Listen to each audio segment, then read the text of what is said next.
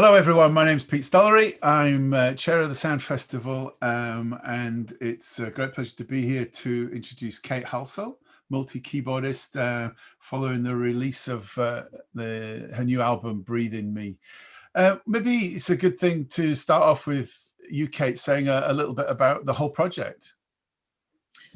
Thanks, Pete. Well, I think I talked to Fiona Robertson, and it was a sort of discussion about the harmonium. So I'd bought an Indian harmonium and was really intrigued by the sort of sound world it created, and then discovered that you had this pedal harmonium at the university as well. So we sort of talked about, what we might be able to do for a program, and then Fiona weaved her magic, and put me in touch with composers that I'd not met any of you before. So that was like a really great experience to work with you. And it sort of went from there. I think once we've got the sort of framework for the program, I went away and recorded those pieces quite quickly, and then sort of spent this year of lockdown sort of thinking about how things might fit together, and what would make a nice sort of collection to sort of highlight the harmonium, but also draw a bit more out from piano repertoire as well.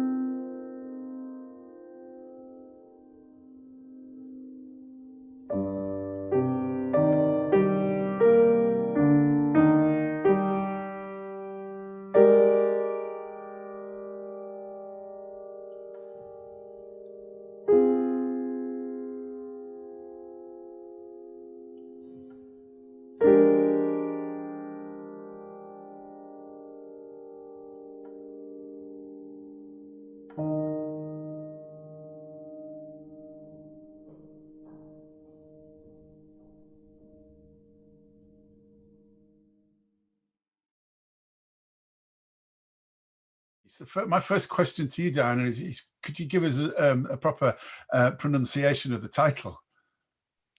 It's Luya. Luya.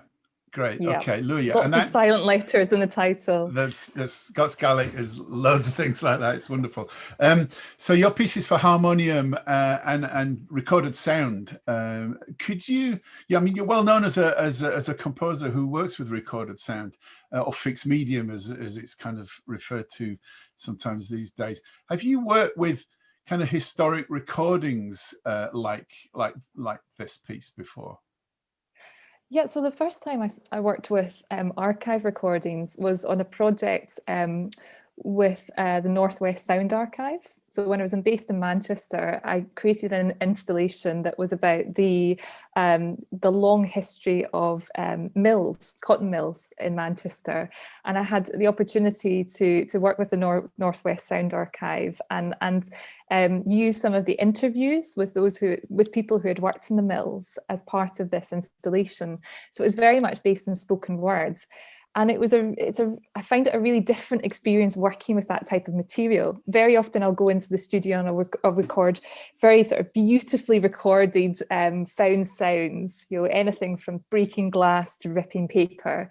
And you can kind of craft it like an instrument. Whereas when you go to an archive and you're using these existing recordings, very often there's sort of flaws and there's a kind of identity of the history embedded in the recordings. So you'll get these sort of the artifacts of how it was recorded and what was used to record it. And often with these digitized recordings, you'll hear the hum and the buzz of the mechanical recording process. And there'll be sort of quirks in the recording that make you realize that this is a really precious thing. This is something that's of a particular age, and particularly when you're listening to spoken word, or in this case for Luya, sung recordings. There's something about the identity of those recordings that's really precious and quite personal about them. So it's a very different way of working, but I think one that opens up all sorts of possibilities with the kind of the historic resonance that you get from using those sorts of recordings. Yeah, I think that comes across really, really strongly. It's that grittiness and graininess and the noisiness of those. It dates them and it puts them in a particular kind of place. And I thought there's a really nice link to the kind of creakiness of the live harmonium as well. There's this kind of like those artifacts were there that were kind of part of the realness of the whole thing.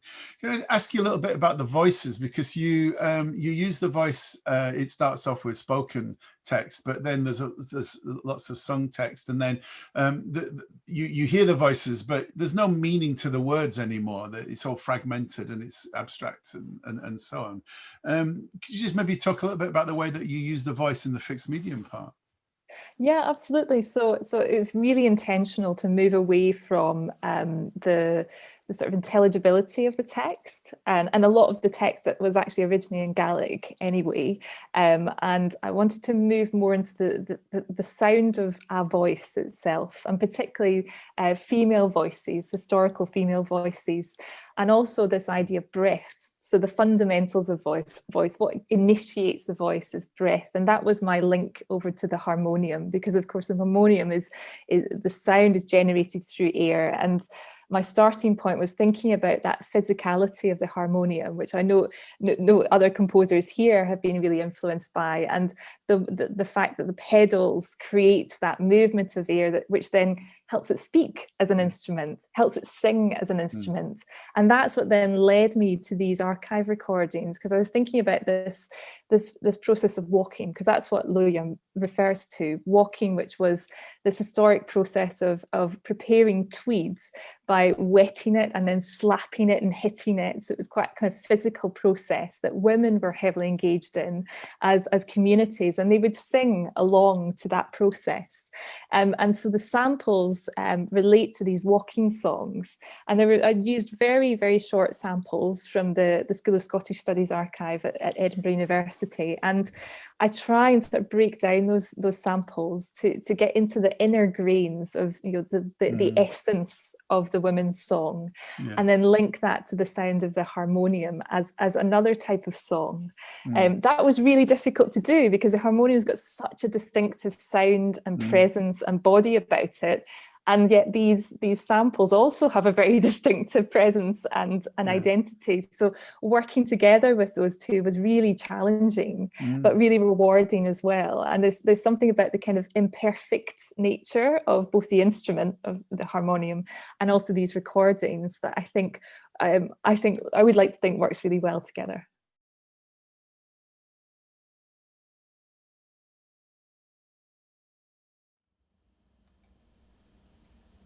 She used to sing a lot of different songs. I forget them all now.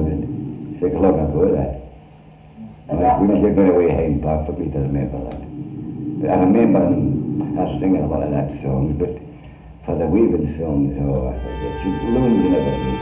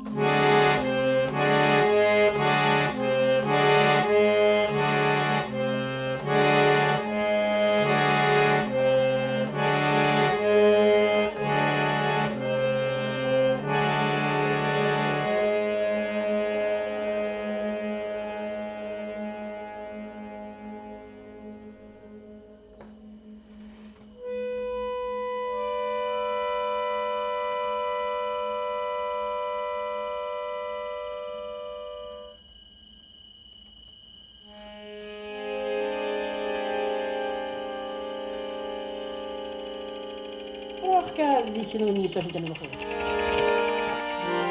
Oh, ni kina shuna da tan count on the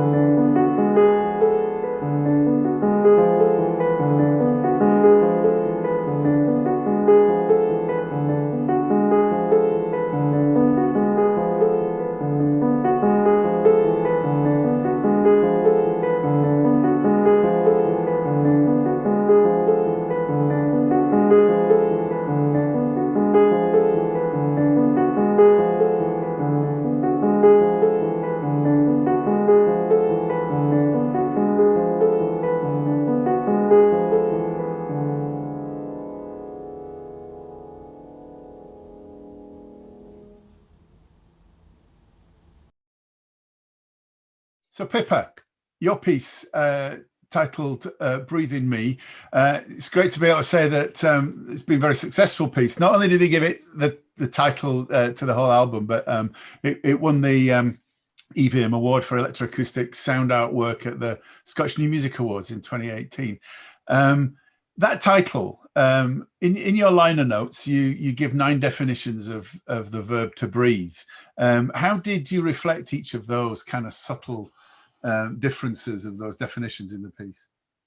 Well, to start off with, I didn't actually go into the piece thinking I've got these 9 definitions to put into my piece, but after having the original sort of, I suppose, source recordings from Kate, this idea of breathe and breath, as Diana was referring to earlier, is such a huge part of this sort of idea of working with the harmonium.